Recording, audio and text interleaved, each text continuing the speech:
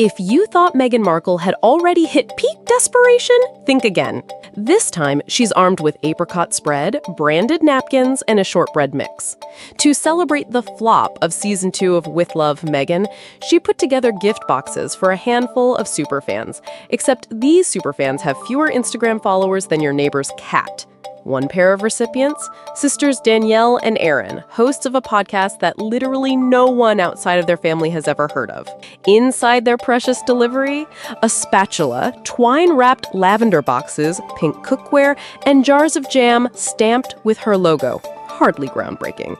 But of course, the sisters treated it like they'd just been knighted. They filmed an unboxing video squealing with joy as if Meghan herself had delivered the crown jewels. Their Instagram, which boasts around 300 followers, including Meghan's own account, suddenly felt like it had made it. Translation, Meghan finally noticed them, and that's apparently worth tears. But here's the thing. This isn't generosity. This is strategy.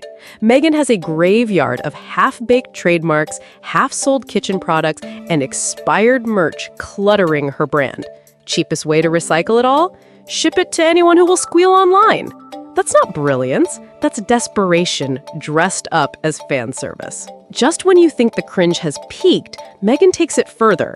Another lucky recipient of her swag box? A beagle. Yes, Windsor the beagle, who proudly posed between the boxes like some four-legged influencer. The caption read, "Thank you, Meghan," complete with the promise that he'd be cuddling up with his mom to watch Season 2 of With Love, Meghan.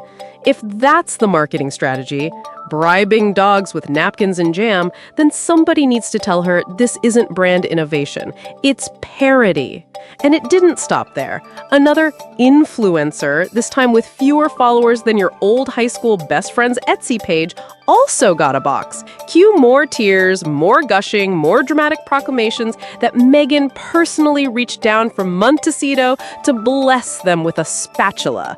This is not grassroots buzz. It's Meghan scraping the bottom of the barrel, manufacturing proof of her relevance, one desperate Instagram story at a time. Because let's be honest, if you're mailing random lavender-wrapped leftovers to podcasters, wannabe influencers, and dogs, this isn't a campaign.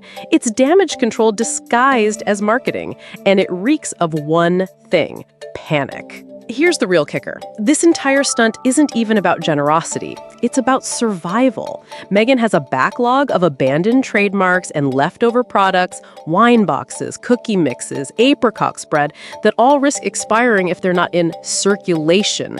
Cheapest fix? Bundle the unsold goods, slap some ribbon on them, and mail them to superfans who would squeal over a paperclip with her initials. Suddenly, the brand looks alive. In reality, it's just legal housekeeping wrapped in lavender. But the creep factor doesn't stop there. She tracked down podcasters' brick-and-mortar addresses to drop up jam like some bargain bin Santa Markle. That's not endearing.